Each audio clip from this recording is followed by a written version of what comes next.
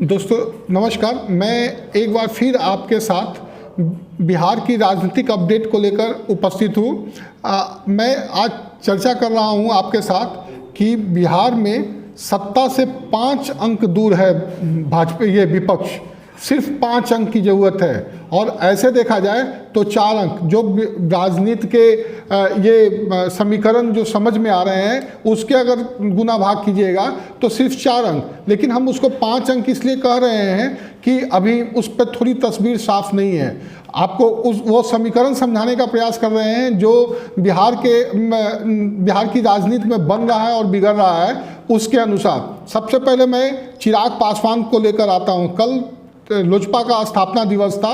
लोजपा का स्थापना दिवस पर लोजपा प्रमुख चिराग पासवान ने कहा कि मैं बिना स्टार प्रचारकों की फौज के बिहार में 24 लाख वोट लाया हूं और मेरे पास कोई स्टार प्रचारक नहीं थे और मेरे पास कोई उस तरह से धन भी नहीं था कि मैं बहुत कुछ खर्च कर सकूं। हमने अकेले चुनाव लड़कर न सिर्फ पार्टी की हैसियत को अपने विपक्षी दलों के सामने प्रस्तुत किया है, बल्कि उन लोगों को भी दिखा दिया है कि भैया न सिर्फ पार्टी में अपना नया जनाधार बनाने की ताकत है, बल्कि आपके जनाधार को समाप्त करने की भी ताकत लोक जनशक्ति पार्टी रखती है। इसीलिए लोक जनशक्ति पार्टी से बैर लेना आज की तारीख में मुझे नहीं लगता किसी भी राजनीतिक दल के लिए ये संभव है।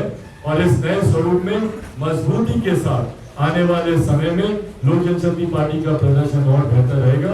मैंने हमेशा इस बात को कहा है कि शेर का बच्चा हूं और लोक जनशक्ति पार्टी भी शेर का बच्चा है। इनका इशारा सीधे भाजपा पर था। भाजपा और लोजपा के तल्खी के बीच का कारण मैंने आपको सुबह बताया था। फिर एक बार जो मेरे नए साथी जुड़े हैं उनके लिए कि आपको याद होगा कि रामविलास पासवान के निधन के बाद जो राज्यसभा का सीट खाली हुआ है उस पर लोजपा चाहती थी कि रामविलास पासवान की पत्नी रीना पासवान को राज्यसभा भेजा जाए, लेकिन इसके लिए भाजपा तैयार नहीं हुई और यहाँ से सुशील मोदी को अपना नया प्रत्याशी बनाया है। लोजपा के नए प्रत्याशी के रूप में सुशील मोदी का केंद्र में जाना इस बात का भी संकेत है कि केंद्र सरकार जो है अब अपने कैबिनेट में लोजपा को मंत्रिमंडल में साथ नहीं लेना चाहती है। उसके जस्ट बाद आज उप मुख्यमंत्री तारकेश्वर प्रसाद सिंह ने कहा कि लोजपा के मामले में केंद्र नेतृत्व जो है वो देख रही है और इस पे मुझे नहीं कुछ कहना। इतना पर ही नहीं रुके, उन्होंने यह भी कहा है कि जिसके पास अपना जनाधार नहीं है वो क्या मेरे बारे में बात करेगा। कौन सी बात क्यों कह रहे हैं ये सब आप बेहतर ढंग से समझते हैं, इसलिए उस पर कोई टिप्पणी अभी हम नहीं करेंगे। क्योंकि हम सब अब आने वाले दिनों में बिहार को किस तरह से लेके चलेंगे अभी वो हमारा विषय है।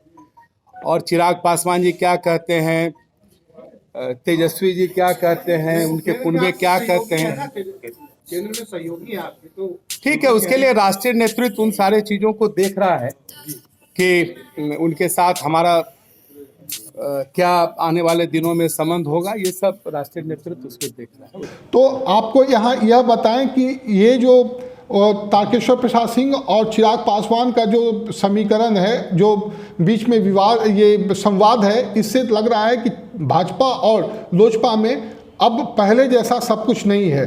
कहीं ना कहीं गांठ बनता जा रहा है और यह गांठ कितना जल्दी टूट जाएगा इसका कहना अभी थोड़ी जल्दीबाजी होगी, लेकिन इसकी कयास लगाई जाने लगी है कि यह गांठ जो है मजबूती का गांठ नहीं है, यह गांठ टूटने वाला है, जल्दी से टूट जाएगा। गांठ पड़ने से जो कमज़ोर पड़ते हैं रस्सी वो गांठ है।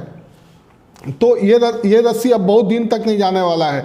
लोजपा आपको एक चीज़ और बताएं कि कल चिराग पासवान ने यह बात भी बताया अपने कार्यकर्ताओं को संबोधित करते हुए स्थापना दिवस पर कि पिछली दफ़ा मैं 2 सीट जीता था जब भाजपा की पूरी टीम हमारे साथ लगी हुई थी, नीतीश कुमार भी लगे हुए थे, तब मुझे 2 सीट मिला।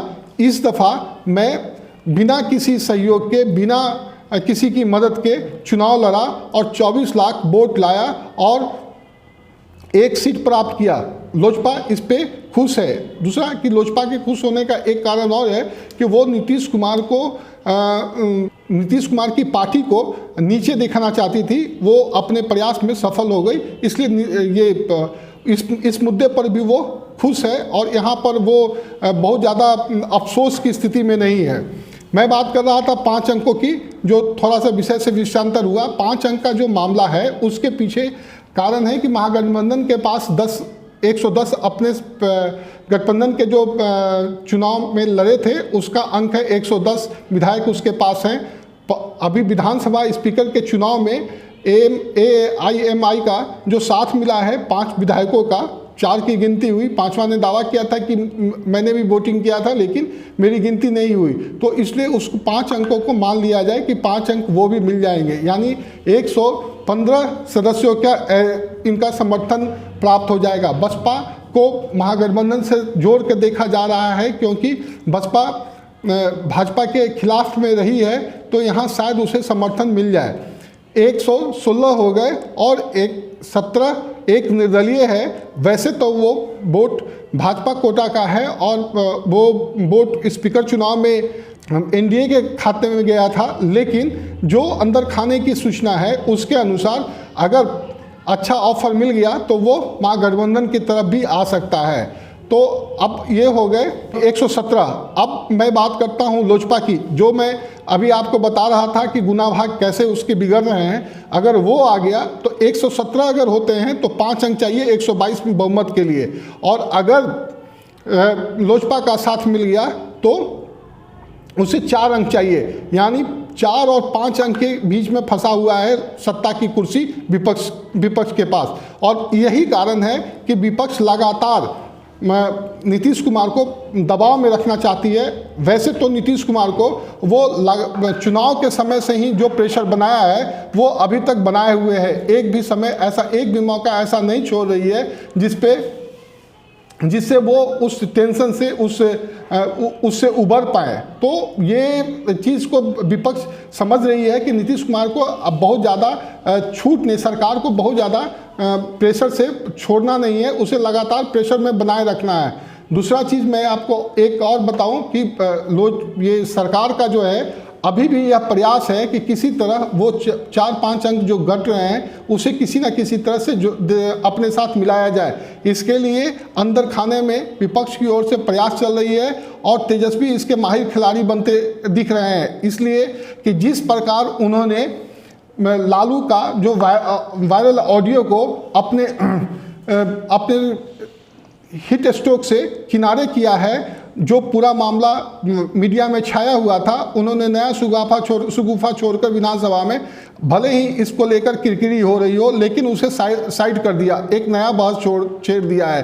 तो इसको लेकर ऐसी कयास लगाया जा रहा है कि तेजस्वी जो है एक उभरते हुए बने हुए राजनेता के रूप में अपना परफॉर्मेंस दे रहे हैं। तीसरी बात जो मैं आपको बताना चाह रहा हूँ कि वो जदयू को अब अपना सॉफ्ट कॉर्नर बना रही है। जदयू के साथ जो अभी सूचना है उसके अनुसार कुछ लोग इसके साथ आने को तैयार हैं, लेकिन जो मेजोरिटी चाहिए, जो टूट के लिए मेजोरिटी चाहिए, वो इसको नहीं मिल पा रहा है, इसलिए वो अभी पीछे से बहुत कुछ साफ नहीं कर पा रही है। लेकिन ऐसी कयास है कि यह 1 साल के अंदर सरकार को फिर से मध्यावधि चुनाव में जाना पड़े या नई सरकार बन जाए। इसका संकेत कल चिराग पासवान ने भी दिया है। इसका मतलब कि अंदर अंदर पीस तैयार किया जा रहा है, देखिए क्या होता है। तो अभी मैंने बताया कि सरकार का 5 अंक का क्या गणित है। उम्मीद है कि आपको मेरा यह वीडियो पसंद आया होगा। अगर पसंद आया हो तो ज़रूर लाइक करें, शेयर करें और बेल घंटी दबाना एकदम नहीं भूले। मैंने पहले भी आपको बताया है कि मैं गुड मॉर्निंग न्यूज़ के साथ साथ राजनीतिक पेज पे भी अब आ रहा हूँ। मुझे जो समर्थन आपका गुड मॉर्निंग न्यूज़ में मिला है राजनीतिक पेज पे भी मिलेगा। इसके साथ ही मैं आपसे एक आग्रह और किया था कि आपके आसपास जो राजनीतिक हलचलें चलती हैं उससे आप मुझे अपडेट करें। धन्यवाद कि आपका प्रतिक्रिया आना शुरू हो गया है। मुझे पिछले 2 दिनों में करीब 12 इस तरह के सूचनाएं हैं, लोगों ने मुझे फ़ोन करके कमेंट बॉक्स पर दिया है, लेकिन इस 12 से पूरा नहीं होगा। जो सूचना आपने दिया है मैं प्रयास करता हूं उसको जांच करके और सीधे आप तक पहुंचाने का। धन्यवाद, नमस्कार।